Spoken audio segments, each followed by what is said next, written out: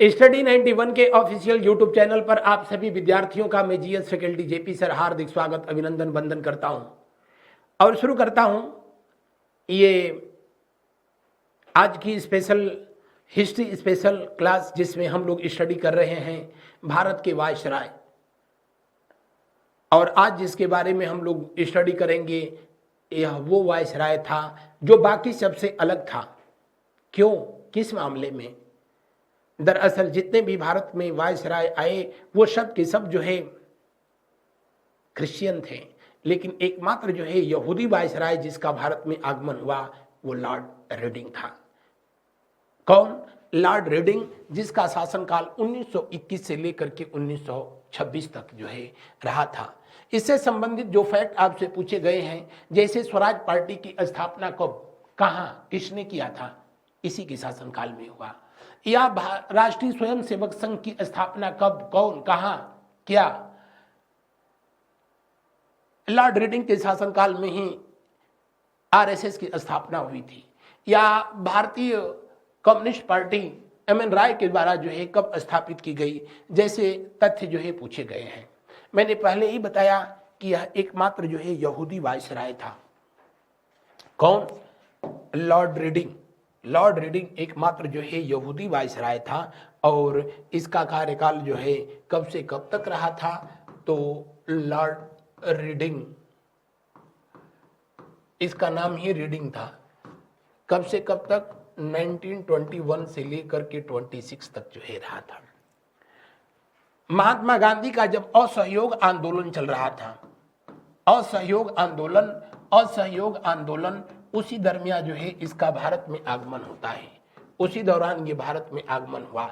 Wales के राजकुमार का भारत में आगमन हुआ था और उसी को लेकर के करीब 15 से 20 हजार मजदूरों के द्वारा जो है विभिन्न स्थानों पर भारतवर्ष में उनके आगमन का जो है विरोध किया गया, काला झंडा दिखाया गया, जिसका परिणाम था कि चेम्सफोर्ड को जो है हटा दिया गया और उसके जगह पर लॉर्ड रेडिंग को जो है लाया गया था। महात्मा गांधी का जो असहयोग आंदोलन था वो देश के अंदर जो है इतना गजब का जो है माहौल बना रखा था ब्रिटिश हुकूमत के खिलाफ कि चेम्सफोर्ड की जगह पर जो है लॉर्ड रेडिंग को लाया जाता है। हालांकि लॉर्ड रेडिंग आने के बाद जो है कुछ हद तक जो है स्थिति को कंट्रोल करने का प्रयास किया और इसी के शासनकाल में जो है भारत में आईसीएस यानी इंडियन सिविल सर्विस, जिसको आगे चल करके जो है आईसीएस को जो है आप सबको पता है कि भारत में नागरिक सेवा का जो है जन्मदाता लॉर्ड कॉर्नवालिस था। कौन था? अगर जो है पूछा जाए कि नागरिक सेवा का जन्मदाता, सिविल सर्विसेज का जन्मदाता कौन था, तो आप कहेंगे लॉर्ड कॉर्नवालिस। लॉर्ड कॉर्नवालिस था। लॉर्ड कॉर्नवालिस के समय से ही जो है ये सिविल सर्विसेज का जो है व्यवस्था शुरू किया गया। लेकिन प्रतियोगी परीक्षाओं के आधार पर जो है, या कह लो कि प्रतियोगी परीक्षा के आधार पर यहाँ चयन का जो प्रावधान हुआ था, प्रतियोगी परीक्षा, वो जो है किसके शासनकाल में, तो आप कहेंगे कि ये प्रावधान किया गया था लॉर्ड, किसके शासनकाल में? लॉर्ड डलहौजी के शासनकाल में। किसके? लॉर्ड डलहौजी के जो है शासनकाल में ये व्यवस्था जो है लाई गई थी। लॉर्ड डलहौजी के शासनकाल में ही प्रतियोगी परीक्षाओं का जो है शुभारंभ किया गया। लेकिन किस समिति के जो है सलाह पर ऐसा किया गया, तो आप कहेंगे कि लॉर्ड मैकाले के नेतृत्व में सिविल सर्विसेज एक्ट बनाया गया था। किसके नेतृत्व में? लॉर्ड मैकाले, वही मैकाले जिसने प्रथम विधि आयोग भी, लॉर्ड मैकाले के नेतृत्व में सिविल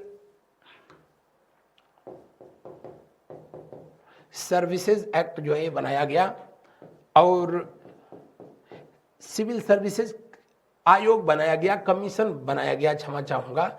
और इसी के जो है रिकमेंडेशन पर, लॉर्ड मैकाले के रिकमेंडेशन पर ही भारत में जो है पहली परीक्षा जो कराई गई थी, भारत में नहीं, लंदन में पहली जो है सिविल सर्विस एग्ज़ाम जो है 16 जुलाई 1855 को हुआ। कहाँ पर? लंदन में हुआ। और तब से लेकर के कब तक? 1855 से लेकर के जो है और 1921 तक यह परीक्षा लंदन में ही आयोजित की जाती रही। रविंद्रनाथ टैगोर के बड़े भाई सत्येंद्रनाथ टैगोर पहले ऐसे भारतीय हुए जिन्होंने आईसीएस एग्जाम को जो है क्रैक किया था, यानी सिविल सर्विसेज परीक्षा को पास करने वाले पहले भारतीय सत्येंद्रनाथ टैगोर और दूसरे सुरेंद्रनाथ बनर्जी थे। हालांकि 69 में तो 3 लोगों ने एक ही साथ जो है क्लियर किया था। तो ये लंदन में हुई। और इसी लॉर्ड रीडिंग के शासनकाल में वर्ष 1922 में इस परीक्षा का आयोजन जो है कहाँ पर किया गया? 1921 में इस परीक्षा का आयोजन जो है कहाँ पर किया गया? तो इलाहाबाद और लंदन में तो जो है ऑलरेडी पहले से इसका आयोजन किया जाता ही रहा था।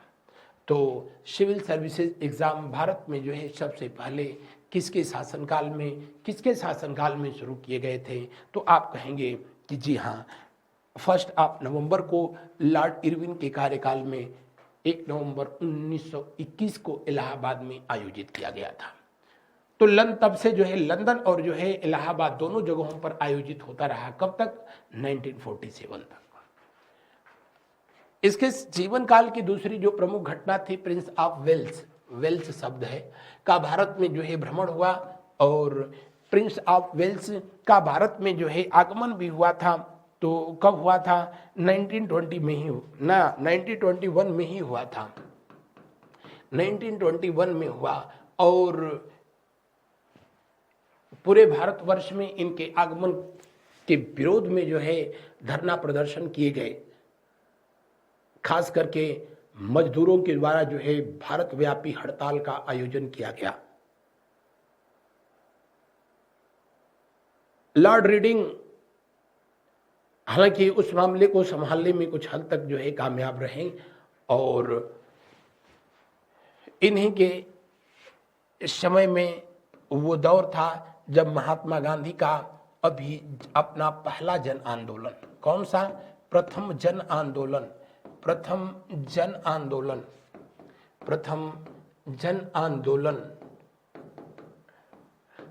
आंदोलन जो है जारी था और वो था असहयोग आंदोलन।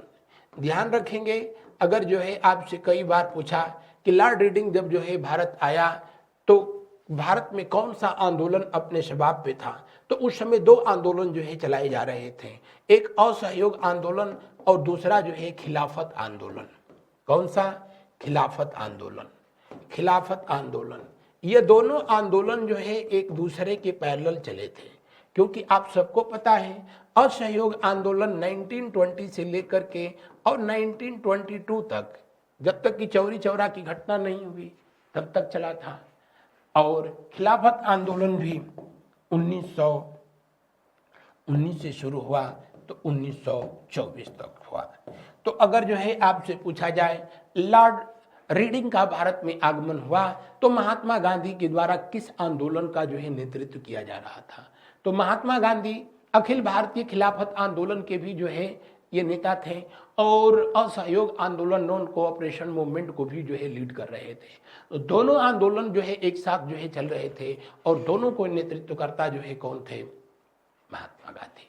हालांकि खिलाफत आंदोलन को जो है भारत में शुरू करने का काम अली बंधुओं ने किया, मौलाना मोहम्मद अली और मौलाना शौकत अली।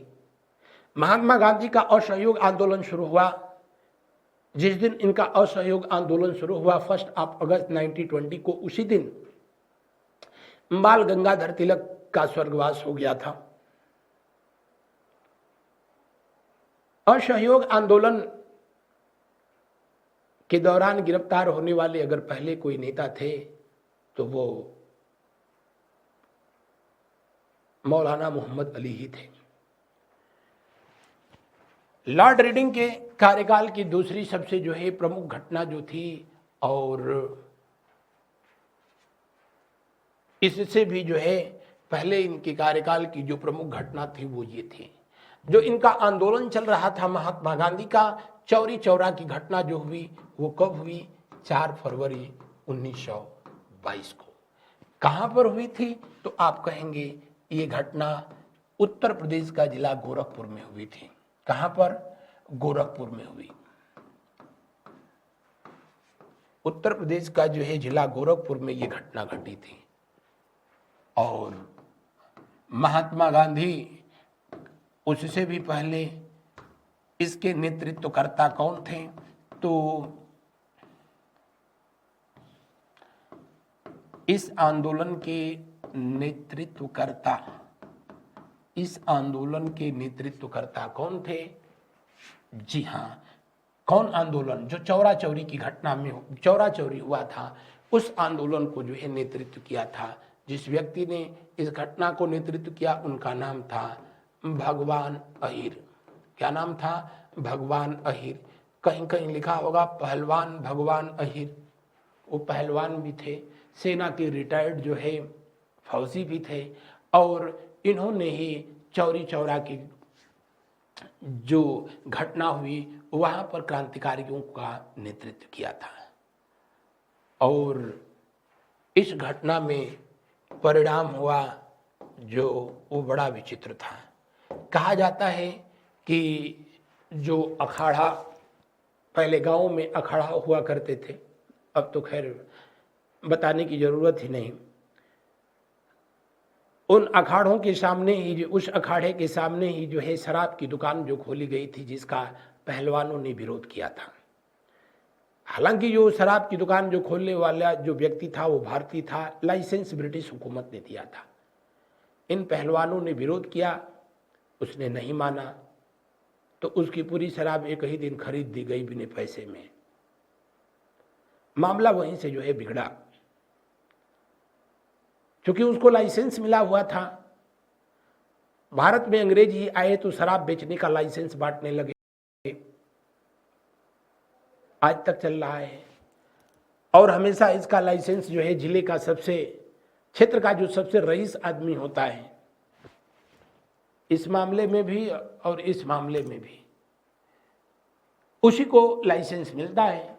और इन लोगों ने जब विरोध किया तो पुलिस ने, जिसको शराब का ठेका दिया गया था, उसके तरफ से जो है पक्ष लिया। और यही जो है सबसे बड़ी जो है उनकी भूल थी।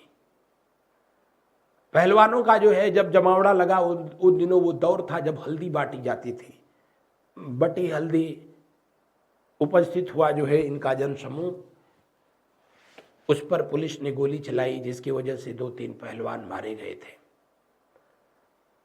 और उसके बाद पहलवानों का हुजूम भारी पड़ा तो पुलिस को भाग करके और पुलिस चौकी में शरण लेनी पड़ी। और पुलिस ने अंदर से जो है गेट बंद कर दिया और क्रांतिकारियों ने बाहर से गेट बंद कर दिया, और उसके बाद उसमें आग लगा दी गई।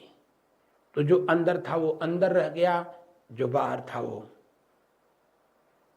इस घटना में 23 पुलिसकर्मी भुट्टा की तरह भून दिए गए। यही जो है चौरा चौरी की घटना थी। यानी कितने पुलिसकर्मी जो हैं? 14 पुलिसकर्मी जिंदा जलाए गए थे। 14 पुलिसकर्मी जिंदा जलाए गए थे। अब तो उस जगह पर बाकायदे जो है शहीद स्मारक भी जो है स्थापित किया गया है। नरेंद्र मोदी जी के कार्यकाल में ही जो है ऐसा हुआ था। और इस घटना के बाद जो है दूसरा जो परिणाम हुआ वो ये कि महात्मा गांधी ने अपना नॉन कोऑपरेशन मूवमेंट, यानी असहयोग आंदोलन जो इनका था, असहयोग आंदोलन को समाप्त करने का जो है घोषणा कर दिया। इसी घटना के कारण महात्मा गांधी को गिरफ्तार कर लिया गया, और गिरफ्तार करके जो है इनको 6 साल की सजा सुना दी गई थी। हालांकि 6 साल महात्मा गांधी जेल में नहीं रहे, स्वास्थ्य कारणों से उनको रिहा कर दिया गया, और रिहा हो गए थे 2 साल बाद ही। 1924 में। और 1924 में जब जो है रिहा हुए महात्मा गांधी, 1924 में रिहा हुए थे, तो इनको जो कांग्रेस का अधिवेशन हुआ 1924 का अधिवेशन, कौन सा? वेलगांव अधिवेशन। वेलगांव अधिवेशन में जो है, वेलगांव अधिवेशन 1924 का हुआ, वहां पर इनको अध्यक्ष बनाया गया। और इस तरीके से महात्मा गांधी जी जो है भारतीय राष्ट्रीय कांग्रेस के पहली बार और अंतिम बार अध्यक्ष 1924 में बेलगांव में ही जो है बने थे। लॉर्ड रीडिंग का तब जो है शासनकाल था भारत में। इनके कार्यकाल की दूसरी जो है प्रमुख घटना थी लॉर्ड रीडिंग की, और वो था स्वराज पार्टी का जो है गठन। दरअसल महात्मा गांधी को जब जेल में भेजा गया, अहमदाबाद के सेशनल कोर्ट ने इनको 18 मार्च 1922 के दिन जब 6 वर्ष की सजा सुनाई, जेल के अंदर चले गए। उन दरमियान मोतीलाल नेहरू, जो कि पंडित जवाहरलाल नेहरू के पापा थे, उनके परम मित्र और सुभाष चंद्र बोस जी के राजनीतिक गुरु चित्तरंजन दास ने उन दिनों असेंबली चुनाव जो है होने वाला था, उस चुनाव में हिस्सा लेने का निर्णय लिया। लेकिन महात्मा गांधी सहित कांग्रेस के कुछ ऐसे उस समय के प्रिय लोग थे जो कि राजनीति में डायरेक्टली आना नहीं चाहते थे, और यही वजह था कि गया अधिवेशन में जब यह प्रस्ताव पारित नहीं हुआ 1923 में, तो चित्तरंजन दास ने वहीं पर त्याग पत्र दिया और मोतीलाल नेहरू के साथ चले आए इलाहाबाद। और इलाहाबाद में जिस राजनीतिक पार्टी की स्थापना हुई उसका नाम था क्या? स्वराज पार्टी। स्वराज पार्टी के जो है संस्थापक, अगर जो है पूछा जाए आपसे कि कौन थे, तो संस्थापक और इसके अध्यक्ष भी हुए, और वो थे चित्तरंजन दास। कौन? चित्तरंजन दास। चित्तरंजन दास, CR दास जिसको जो है कहा जाता, कहीं कहीं लिखा होगा, ये सुभाष चंद्र बोस के राजनीतिक गुरु थे। किसके? सुभाष चंद्र बोस के राजनीतिक गुरु थे। और इसके महासचिव जो है बनाए गए इस पार्टी के, वो व्यक्ति थे जिनका नाम था मोतीलाल नेहरू। कौन थे? मोतीलाल नेहरू। इन दोनों लोगों ने मिलकर के और इस पार्टी को जो है खड़ा किया। इसकी स्थापना जो है कहाँ पर हुई थी? तो आप कहेंगे इलाहाबाद में। कहाँ पर हुई थी? इलाहाबाद में इस पार्टी की जो है स्थापना हुई। और इसका सबसे बड़ा जो है उपलब्धि जो रही, सबसे बड़ी उपलब्धि रही वो ये कि 1923 का जब स्टेट असेंबली जो है इलेक्शन हुआ, तो इसी पार्टी से संबंध रखने वाले व्यक्ति थे जिनका नाम था विठल भाई पटेल। कौन? विठल भाई पटेल।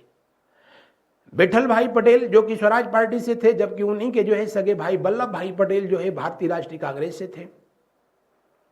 विठल भाई पटेल को केंद्रीय विधानसभा का जो है अध्यक्ष बनाया गया। केंद्रीय विधानसभा, जिसको कि अब हम लोग जो है संसद कहते हैं, लोकसभा कहते हैं, केंद्रीय विधानसभा के ये अध्यक्ष बने। लोकसभा को तब केंद्रीय विधानसभा कहा जाता था। अध्यक्ष बनाए गए, और कौन बनाए गए थे? तो विठल भाई पटेल। विठल भाई पटेल को बनाया गया। विठल भाई पटेल जो कि वल्लभ भाई पटेल के जो है भ्राताश्री थे, और इस तरीके से जो है केंद्रीय विधानसभा के अध्यक्ष बनने वाले, यानी स्पीकर बनने वाले पहले भारतीय व्यक्ति कोई थे तो कौन थे? विठल भाई पटेल। स्वराज पार्टी उस समय विपक्ष में पहुंच गई, और तब जो है स्पीकर का पद हमेशा विपक्ष को ही ऑफर किया जाता था। लेकिन बाद में आजादी से ही थोड़े समय पहले अंग्रेजों ने ये व्यवस्था बदल दी, क्योंकि विपक्ष में हमेशा भारतीय जो है क्रांतिकारियों का दल जो है बैठता था, और तब जो है सदन को चलाना बड़ा मुश्किल होता था। इसलिए व्यवस्था उन लोगों ने बदल दिया कि नहीं, अब विपक्ष में सत्ता पक्ष का व्यक्ति जो है, सॉरी, अध्यक्ष पद पर सत्ता पक्ष का व्यक्ति बैठेगा।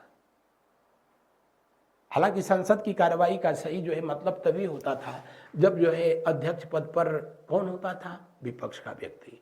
लेकिन अब भी ऐसा नहीं होता है। आज़ादी के बाद भी कुछ संविधानविदों ने ऐसी मांग की, लेकिन तब पंडित नेहरू ने उसको अस्वीकार कर दिया और अब तो खैर बताने की जरूरत ही नहीं है। तो केंद्रीय विधानसभा के अध्यक्ष बनने वाले पहले व्यक्ति थे विठल भाई पटेल। किस पार्टी से? स्वराज पार्टी से जो है संबंधित है। हालांकि महात्मा गांधी को जब स्वास्थ्य कारणों से जो है बाहर लाया गया, हालांकि वो स्वास्थ्य कारण तो एक बहाना थे। दरअसल महात्मा गांधी के द्वारा अपने आंदोलन के दौरान विदेशी भाषा, विदेशी लोग, विदेशी वस्तुओं का जो बहिष्कार करने का जो फरमान सुनाया गया था, बहिष्कार करने का जो फरमान सुनाया गया, उसका ब्रिटेन की अर्थव्यवस्था पर, खास करके इंपोर्ट जो सामान होते थे, बड़ा जो है असर पड़ा। क्योंकि उस समय भी भारत की जनसंख्या करीब 30-32 करोड़ थी। इस मामले में हम लोग हमेशा चैंपियन रहे हैं और अब तो विश्व चैंपियन है। और विदेशी वस्तुओं का जब हम लोग बहिष्कार किए तो जाहिर सी बात थी, इंपोर्ट जो है इंडिया में कम हुआ तो ब्रिटेन में प्रोडक्शन कम होने लगा तो वहाँ पर जो है उसका बैड इम्पैक्ट देखने को मिला। इसीलिए वहाँ की सरकारों का दबाव था, जिसकी वजह से महात्मा गांधी को जेल से जो है रिहा कर दिया गया। वो तो एक बहाना था कि महात्मा गांधी का जो है स्वास्थ्य खराब हो रहा था। इनका स्वास्थ्य बना ही कब था जो खराब होगा? खराब तो उसका होता है जिसका बना होता है। बहरहाल स्वास्थ्य कारणों से उनको जेल से रिहा कर दिया गया, लेकिन हकीकत कुछ और थी। क्योंकि राजनीति में हकीकत बताई नहीं जाती और जो बताया जाता है वो हकीकत होता ही नहीं है। कहा गया है कि जो दिखता है वैसा नहीं होता है और जैसा होता है वैसा नहीं दिखता है। ऐसा ही राजनीति होता है। बढ़ते हैं अगले फैक्ट की तरफ। इसी के शासनकाल में काकोरी की घटना घटी थी। किसके शासनकाल में? उससे पहले जो है एक बात मैं बता दें, एक राजनीतिक संस्था जिसका नाम था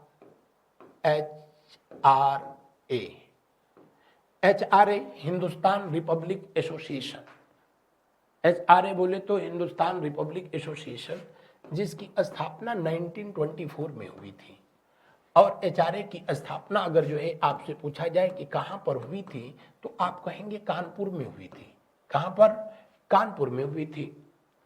कानपुर में HRA की स्थापना हुई और इसके जो संस्थापक कौन थे? तो आप कहेंगे कि इसके संस्थापक थे सचिंद्रनाथ सान्याल।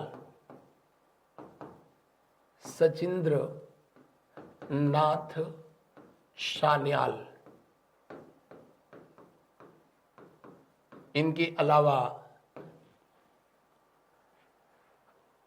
राम प्रसाद बिस्मिल,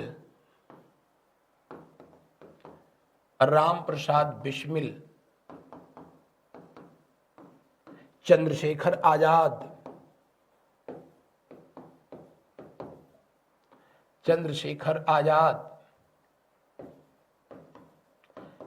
भगवती चरण बोहरा जैसे लोग जो है इस संस्था के जो है सदस्य थे। और इस संस्था का जो है अब आंदोलन, सत्याग्रह, भूख हड़ताल, ये सब चीज़ों से जो है विश्वास उठ गया था। इन लोगों का मानना था टिट फॉर टैट, सठे साठेम समाचरे, दुष्ट के साथ दुष्टता का व्यवहार करो, यही सही है। और इन लोगों ने क्रांतिकारी विधियों के तहत, क्रांतिकारी गतिविधियों के तहत भारत को आजाद करने का जो है निर्णय लिया था। कहा जाता है कि इसी HRA की जो है मीटिंग हुई थी, जिसमें यह तय किया गया था कि ईंट का जवाब पत्थर से दिया जाए। अंग्रेजों को अंग्रेजों के अंदाज में जो है मुंहतोड़ जवाब दिया जाए। उसके लिए सेना की जरूरत थी, उसके लिए हथियार की जरूरत थी और इन सब के लिए पैसे की जरूरत थी, और यही HRA के पास नहीं था। हिंदुस्तान रिपब्लिक एसोसिएशन के पास यही नहीं था, बाकी तो सब था। चंद्रशेखर आजाद ने जो है अपने विचार प्रस्तुत किए। अंग्रेज भारत में आए, पैसा कहाँ से लाए? भारत को लूट करके उनको धन प्राप्त हुआ। तो उन्होंने हमको लूटा, हम लोग उनको लूटे, क्या दिक्कत है? दुष्ट के साथ दुष्टता का व्यवहार करो, कुछ भी गलत नहीं है। सबसे पहले बैंक को लूटने का, इंपीरियल बैंक ऑफ इंडिया जो कानपुर था उसको लूटने का प्लान था। इंपीरियल बैंक ऑफ इंडिया का ही नाम बदल करके बाद में जो है स्टेट बैंक ऑफ इंडिया जो है कर दिया गया था। तुम उनको लूटो, हम तुमको लूटे। आखिरकार बैंक में कैश है कि नहीं है, कहां से आता है, कब आता है, इसी का पता लगाने के लिए जिम्मेदारी जिनको दी गई और पता लगाया गया तो बताया गया कि बैंक में जो कैश आता है वो ट्रेन के बाई ट्रेन आता है, कलकत्ता से आता है। तो इन लोगों ने डिसाइड किया कि बारी बारी से कई बैंक लूटने से बेहतर है उस ट्रेन को ही लूट लो जिस ट्रेन में जो है कैश यानी जो है पैसा आता है। और आखिरकार काकोरी की घटना जो कि 9 अगस्त 1925 के दिन जो है कहाँ पर हुई थी? लखनऊ में हुई, लखनऊ में हुई। और इस घटना को किसने जो है अंजाम दिया? तो इस घटना को अंजाम देने वाला जो संगठन था, इस घटना को अंजाम देने वाला जो संगठन था वो था HRA यानी हिंदुस्तान रिपब्लिक एसोसिएशन। इसी संस्था के द्वारा जो है इस घटना को अंजाम दिया गया, या कह लो कि HRA के जो है ये पहली क्रांतिकारी घटना थी। और उसका परिणाम क्या हुआ? इस घटना में जो प्रमुख क्रांतिकारी थे वो आपको सबको पता है, चंद्रशेखर आजाद, राम प्रसाद बिस्मिल, अशफाक उल्ला खां, या फिर जो है आपके राजेंद्र लाहिड़ी और रोशन सिंह, सचिंद्र सान्याल जैसे लोगों ने मिलकर के जो है इस घटना को अंजाम दिया था। काकोरी की घटना जो है किस ट्रेन में जो है डकैती हुई थी? तो काकोरी जो कांड हुआ था, काकोरी की घटना हुई थी, ये जो है 8 डाउन सहारनपुर पैसेंजर ट्रेन में हुई थी। 8 down Saharanpur passenger, 8 down Saharanpur passenger.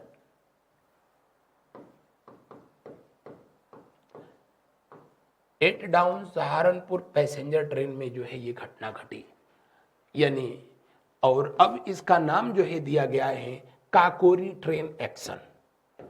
अब इसको काकोरी कांड मत कहिए, काकोरी डकैती मत कहिए, बल्कि काकोरी ट्रेन एक्शन कहिए। काकोरी ट्रेन एक्शन की जो है घटना हुई थी। और काकोरी ट्रेन एक्शन की घटना कब हुई थी? 9 अगस्त 1925 के दिन हुई थी। बरसात का महीना, भादों का वो दिन, घनघोर रात। और जब 8 डाउन पैसेंजर ट्रेन लखनऊ से चली तो उस पर पहले से ही लखनऊ से ही चंद्रशेखर आजाद अपने मित्र भगवती चरण बोहरा के साथ जो है सवार हुए।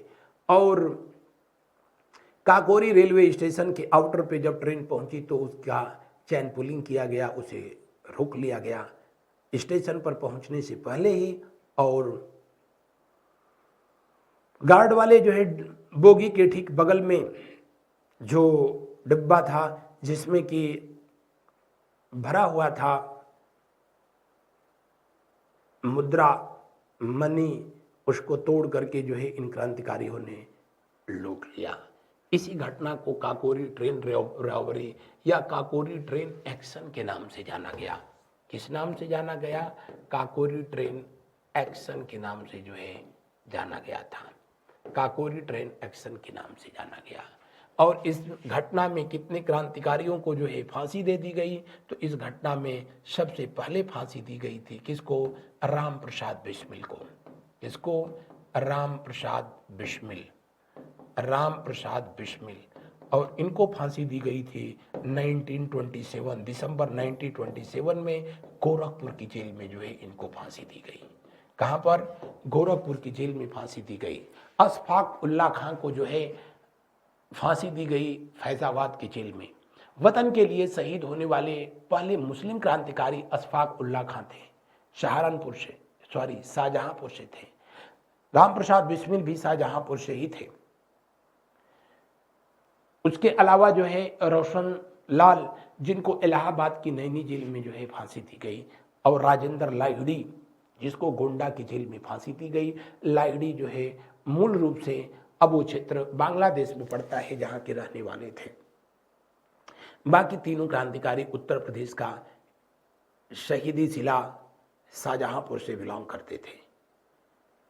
ये घटना भी जो है लॉर्ड रीडिंग के कार्यकाल में ही घटी थी। हालांकि इन क्रांतिकारियों को जो फांसी दी गई तब लॉर्ड इरविन भारत का वायसराय हो चुका था, लेकिन जब यह घटना घटी तो लॉर्ड रीडिंग का जो है कार्यकाल था भारत में। काकोरी घटना के जो मास्टरमाइंड थे चंद्रशेखर आजाद फरार थे, वो पुलिस के हाथ नहीं लगे और उन पर 30,000 रुपए का पुलिस ने इनाम रखा था। वो क्रांतिकारी, जाबाज क्रांतिकारी जब तक रहा तब तक पुलिस और ब्रिटेन के हाथों से जो है आज़ाद ही रहा और अपने ही हाथों इस दुनिया से आज़ाद भी हो गया।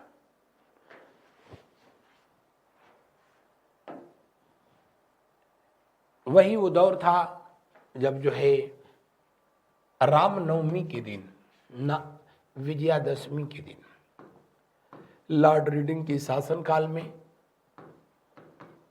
विजयादशमी 1925 को राष्ट्रीय स्वयं सेवक संघ की स्थापना की गई। आज जिसको कि हम लोग जो है आरएसएस कहते हैं, और इसके जो संस्थापक थे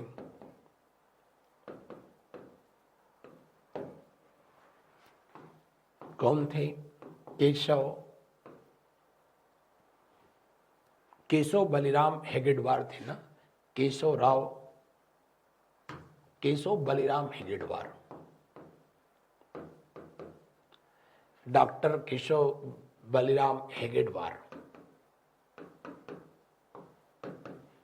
और इसकी स्थापना अगर जो है पूछा जाए कि किस शहर में हुई थी तो आप बताएंगे किस शहर में हुई थी? जी हाँ, नागपुर में। कहाँ पर? नागपुर में। डॉक्टर केशव बलिराम हेगेडवार के द्वारा जो है किया गया था। ये वो संस्था थी जो उन दिनों स्थापित की गई, शारीरिक मानसिक रूप से जो है ऐसे लोगों को तैयार करने के लिए जो कि ब्रिटिश हुकूमत का जो है सामना कर सके। अब तो खैर बताने की जरूरत ही नहीं है आरएसएस के संदर्भ में। उस समय की दूसरी जो है सबसे प्रमुख घटनाओं में से एक थी वाईकुम सत्याग्रह। ये कहाँ पर हुआ था? तो आप कहेंगे वाईकुम सत्याग्रह जो कि उन दिनों दक्षिण भारत में केरल में जो है हुआ, केरल में हुआ था। और ये इसलिए जो है पूछा जाता है कि वाईकुम सत्याग्रह में जो है यहाँ पर जो एक सहयोगी की भूमिका में जो है रहे थे वो महात्मा गांधी भी पहुँचे थे।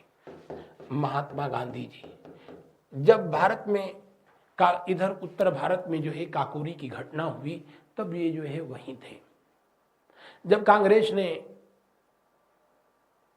इस घटना से अपने को दूर दूर जो है कोई वास्ता न होने का जो है प्रत्यक्ष वो अनाउंसमेंट किया तो ऑल इंडिया मुस्लिम लीग ने आरोप लगाया कि ये कांग्रेस की असली चरित्र है, जो कि डकैती जैसी घटनाओं को अंजाम देते हैं और सत्य और अहिंसा के फिर जो है भाषा भूलते हैं। जाहिर सी बात थी उनका इशारा जो है महात्मा गांधी की तरफ था।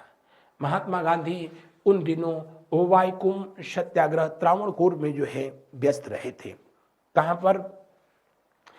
जी हाँ, त्रावणकोर ये में जो है ये जगह पड़ती है केरल में। त्रावणकोर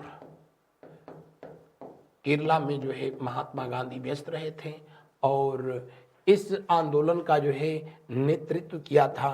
इस आंदोलन को जो है शुरू किया था जिन क्रांतिकारियों ने, उनमें जो है एक व्यक्ति जिनका नाम ईवी स्वामी नायर और दूसरे जो है केपी केशव मेनन थे। छुआछूत से संबंधित जो है ये आंदोलन था, जहां पर सार्वजनिक स्थानों पर खास करके जो पेयजल के जो है कुआं, तालाब, ऐसे जगहों पर जो कि निम्न जाति के लोगों को पानी पीने से जो है, पानी का इस्तेमाल करने से रोका जाता था, उसके विरोध में ये आंदोलन था, यानी छुआछूत के खिलाफ था। और महात्मा गांधी ने भी जो है इसमें हिस्सा लिया था। भारत को आज भले ही आज़ादी के 75 साल हुए, लेकिन आज भी कहीं कहीं ये समस्या आज भी जो है बनी हुई है। और उन दिनों तो खैर पूछना ही नहीं था। भारत की दुर्दशा के लिए जो है जिस तरीके से अब जाति प्रथा जिम्मेदार है, उन दिनों छुआछूत जिम्मेदार था। जिन मजदूरों को लगा करके कुआं खुदवाया जाता था, कुआं बन करके तैयार हो जाता था, तो फिर उन मजदूरों को उस पर पानी पीने से रोक दिया जाता था, इसलिए कि तुम अछूत हो। उनके परिवार के लोगों को वहां जाने से रोक दिया जाता था। जिन लोगों को लगा करके मजदूरों को पत्थर तोड़वा करके सड़क बनाई जाती थी, उन दिनों बन करके सड़क तैयार हो गया, रोड बन के तैयार हुआ, तो फिर उनको उस पर चलने से रोक दिया जाता, इसलिए कि तुम अछूत हो। तो ये वाली जो दकियानूसी थी, हिंदुस्तान को जो है बहुत गर्त में डाला, बहुत पीछे ढकेला था। और उस समय इसी आंदोलन में, छुआछूत के विरुद्ध जो आंदोलन था, महात्मा गांधी भी जो है पार्टिसिपेट कर रहे थे। भील सेवा मंडल, जिसकी स्थापना जो है किया था किसने, तो इसके जो है संस्थापक थे भील सेवा मंडल के संस्थापक, इनका पूरा नाम जो है अमृतलाल ठक्कर बापा, जिनको जो है कहा जाता है। अब पूरा नाम याद नहीं आ रहा है, अमृतलाल कुछ करके है, ठक्कर बापा, जिन्होंने भील सेवा मंडल की जो है स्थापना की। महात्मा गांधी के जो है अति विशिष्ट मित्रों में से एक थे। और इन्होंने अपनी पूरी जिंदगी जो है भील जनजाति के लोगों को जो है उनके उत्थान में समर्पित कर दिया।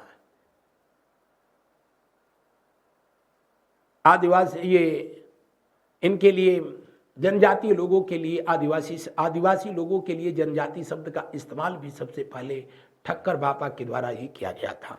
किसके द्वारा जो है किया गया, तो ठक्कर बापा के द्वारा किया गया। और ठक्कर बापा, जिनका जो है पूरा नाम अमृतलाल विठल दास ठक्कर बापा था। क्या? अमृतलाल विठल दास ठक्कर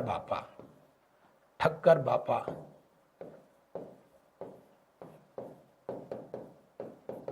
महात्मा गांधी ने भी स्वयं इनके जो है इस मुहिम को जो है प्रशंसा किया और जो है साथ दिया था। लॉर्ड इरविन के कार्यकाल की ये जो है लॉर्ड रीडिंग के कार्यकाल की जो है ये कुछ प्रमुख घटनाएं थीं, जो कि मैंने आप सब तक जो है पहुंचाया। मिलते हैं हम लोग अगली क्लास में अगले वायसराय के साथ। और अगला वायसराय जो होगा वो लॉर्ड इरविन, जो 1926 से लेकर के और 31 तक भारत में वायसराय की भूमिका निभाई थी। और उसका भी कार्यकाल भारतीय इतिहास में काफ़ी महत्वपूर्ण है, जिस पर अगले क्लास में चर्चा किया जाएगा। थैंक यू, धन्यवाद।